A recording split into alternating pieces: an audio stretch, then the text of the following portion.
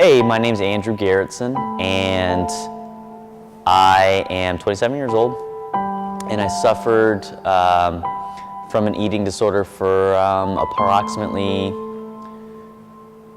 the age of 10 to 21 or 22. I developed it in about 5th grade. The genesis of that decade or so kind of stemmed around, there's a situation where we were standing by the water fountain and my buddy looks over at me and he was like, hey, what did he say? Well, he said, nice humps, and he's referring to my pecs at the time, or in that case, there's a little more extra fat tissue up there. So from that moment, I was like, oh man, I think I gained a little bit of weight after moving here from Korea, so let me go ahead and not eat so much. There was a lot of self-deprecation and really self-loathing. I actually resented the fact that I was different from everyone and I wasn't accepted in the same way. And I saw that all my friends were really close because they'd grown up together. And I was always kind of the outsider.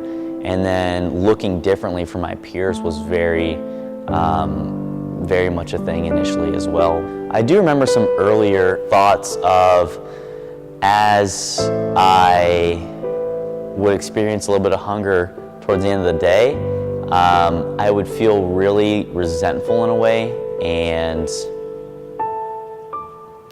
I don't know, just like angry that I was hungry, angry at myself for not being able to eat. I don't know, there's a couple things that I distinctly remember that I wasn't quite sure where they came from. So, but yeah, in terms of just a lot of anger, a lot of self-loathing even, and just being different. Well, my mom initially would call me down for dinner, and I would make an excuse not to go, or lunch would roll around and I wouldn't eat anything. And so at first it started out looking like not eating at all, and then as I started exercise in 7th grade-ish, so I guess I was probably like 11 or 12 at the time, I did start to eat a little more, but at the same time, I was exercising a lot more. So, it just kind of was a man thing where you just deal with your own issues in a way. But my mom would express her concern in a very different way of, almost trying to really force me to eat, which then naturally, as any rebellious child would do, led to the opposite outcome. I realized it was an issue when I was a junior in college, I think, and I was walking down the hallway and I saw a sign posted on the door to the gym, and it stated, or it listed certain eating disorders, because I think the prevalency rate's a little higher in female athletes, so it's probably posted with them in mind. But me seeing what sports anorexia was described as well as taking a nutrition class, I think that's where my first awareness of my potential issue came about. I picked up a Muscle and Fitness magazine, and that was kind of where I started to learn about health and fitness. Well, needless to say, there's not too much healthy about that. And I think that there's something to say about a culture, and by culture I'm referring to the bodybuilding community, that espouses these guys that are chemically augmented on their covers, and saying that people that aren't taking steroids, for lack of a better term, are having difficulty achieving. Like, you can't get your arms bigger by 3 inches in 6 weeks. That's typically not very common. And so in my head I'm like, oh man, I can do that. And then maybe if I eat a little bit of protein powder, or take a protein shake here and there, it'll be, I'll look like that. And so I was kind of metaphorically chasing this rabbit down this really deep hole of, if I can get this, or if I can achieve this, or if I can, look this way, it'll lead to a certain outcome. So, just the whole supplementation thing really picked up when I was a sophomore in college. And I would compensate for not eating enough by drinking like 900 calories in a protein shake after cross-country practice before I'd go lift. So I think a lot of the initial struggles come from being in an age where everything's available in 1 minute or less, right? You got instant rice, minute rice, fast foods everywhere, stuff like that. And so really switching gears from expecting that 1 minute rice as a 1 minute ab kind of extension, I think that changing the perspective of how we view our relationship with our body and our progress and our journey is the biggest thing that we can really begin to change. When I looked in the mirror back in that time, I would always see either a kid that was heavier or a kid that was really thin, and there was really no in between. I think at one point I weighed about 170 pounds.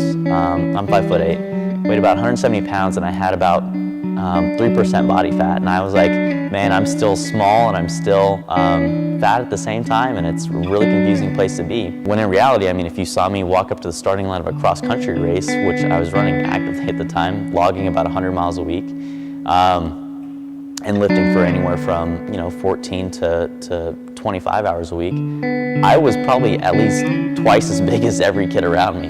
And so, there was definitely some skewing in terms of how I perceive myself around that. I think that after you automate a behavior for long enough, it becomes so second nature that, when you walk by a mirror, you just take a quick glance and you're like, oh, God. But being aware of that self-talk is where, again, that awareness starts to show up, and that's where you begin to make those long-term changes. It's only been, maybe about 3 years into my active self-care to where now I'm very conscious of how I think about myself and how I portray myself. And I seek to express myself through movement now more than aesthetics. There's so many things that we don't really realize are being impacted by lifestyle choices. And so by taking ownership of, okay, I got it. I'm hungry all the time, I have trouble focusing, even like if your sex drive is low, there's something wrong. So pay attention to how you feel and be authentic in how you express that. At any point, if you inherently feel like there's something wrong, you need to take a look and really take 5 minutes out of your day to, as scary as it is, sit in silence and let your brain run amok for a minute, and then identify if what you're doing is really causing you to be happy, and creating space for others to be happy around you. And if it's not, and if that behavior isn't benefiting you in some way, it needs to go. Otherwise, you're gonna come up against it, for another 5-10 years, and eventually you're gonna come up with the same outcome, or you're just gonna get resentful and kind of resign around it. So really taking ownership of your own health and seeking information from qualified professionals, even people that have gone through the problem before, I think is a great place to start. You're not a bad person for doing anything. You're not weak, you're not stupid, you're not slow, you're not fat. It is what it is at that situation, and you can either continue to be mean and nasty to yourself, or you can take actions to live into the life and the future that you want to create for yourself at that point. Being very clear on what you want and taking steps to get after it is the really only sustainable way for finding happiness and creating a life that you love. Otherwise, you're really just at the mercy of your environment and the people around you. So surround yourself with good people, be aware of how you talk to yourself, and take action.